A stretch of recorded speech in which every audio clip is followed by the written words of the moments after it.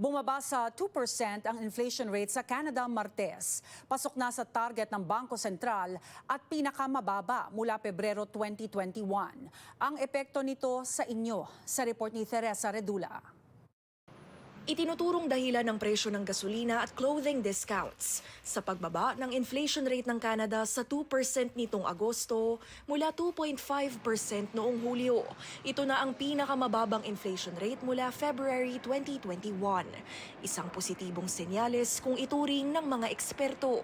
Good news po ito kasi ang implication nito is that since na-hit na po ng Bank of Canada yung kanilang target na 2%, asahan po natin na magkakaroon pa po ng pagbaba ng interest rate. Nananatiling pinakamalaking nagtutulak sa inflation rate, ang renta at mortgage interest cost. Kaya inaabangan na ngayon kung gaano kabigat ang magiging susunod na hakbang ng Bank of Canada sa iaanunsyong interest rate. Ang aasahan po natin is not anymore a matter of whether magbababa ng interest rate.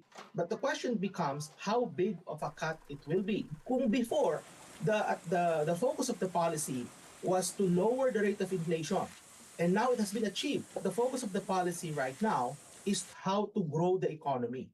Kasi makita po natin na medyo matumal po yung paglago ng ekonomiya at tumataas po yung ating unemployment rate. Matatanda ang inilabas din ng Statistics Canada ang datos kamakailan, kung saan 6.6% ang unemployment rate ng Canada nitong Agosto at pinakaapektado ang mga estudyante at newcomers, ayon sa ekonomista.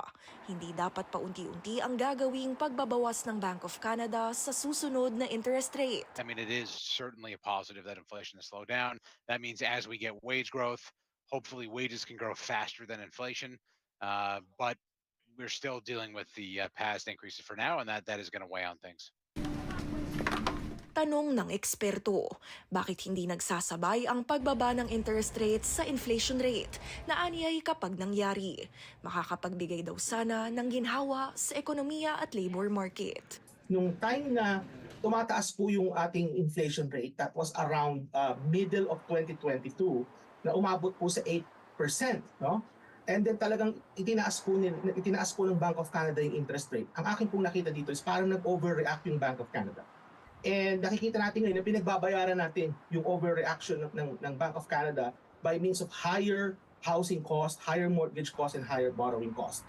And I think it's about time for them to correct that by actually lowering the interest rate by a very big amount. Nakatakda ang susunod na policy rate announcement ng Bank of Canada sa October 23. The market is already fully expecting another 25 basis point or quarter percentage point cut at the October meeting.